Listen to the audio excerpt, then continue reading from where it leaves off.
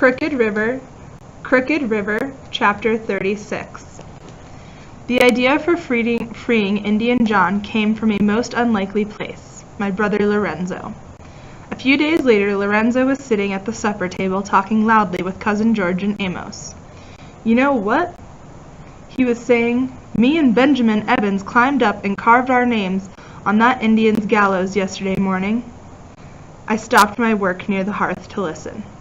"You know the gallows where they is going to hang the Indian, Amos?" Lorenzo kept on babbling. "That's right where me and Ben put our names. Right up there." He grinned. "All the boys is carving their names on the gallows. Never had a real Indian hanged here before, have we?" Lorenzo shoveled more pork and beans into his miserable mouth. You gonna climb up there and carve your name too, Amos, huh?" "No," Amos shook his head while Lorenzo jabbered on. "How about you, George?" George shrugged. "Don't know. Maybe."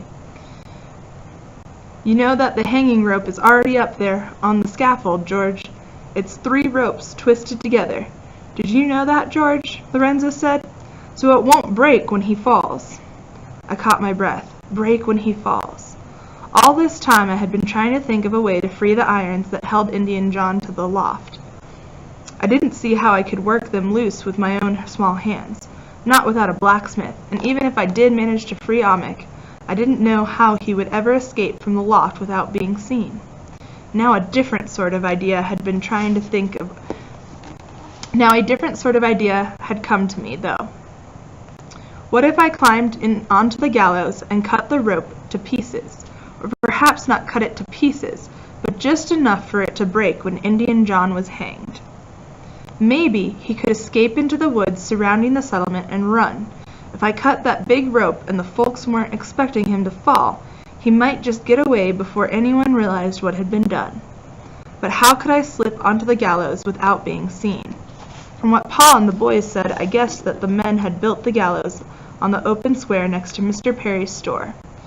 But 2 taverns and Nichols' blacksmith shop stood just on the other side of the street, a short ways down from the store. So if I climbed onto the gallows, I would be within eyesight of any soul passing down Water Street. A girl climbing a hanging scaffold in her dress and bonnet would surely catch everyone's attention. Unless I stepped back so quickly from the hearth, I nearly knocked over Mercy, who was standing behind my skirts. Unless the girl was dressed as a boy. I looked closely at my brother as he kept on talking through his food. "That big rope would kill just about anybody, don't you think so, George?" he rattled on. I wasn't much taller than Lorenzo or Benjamin Evans, and my legs and arms were just about as stick thin.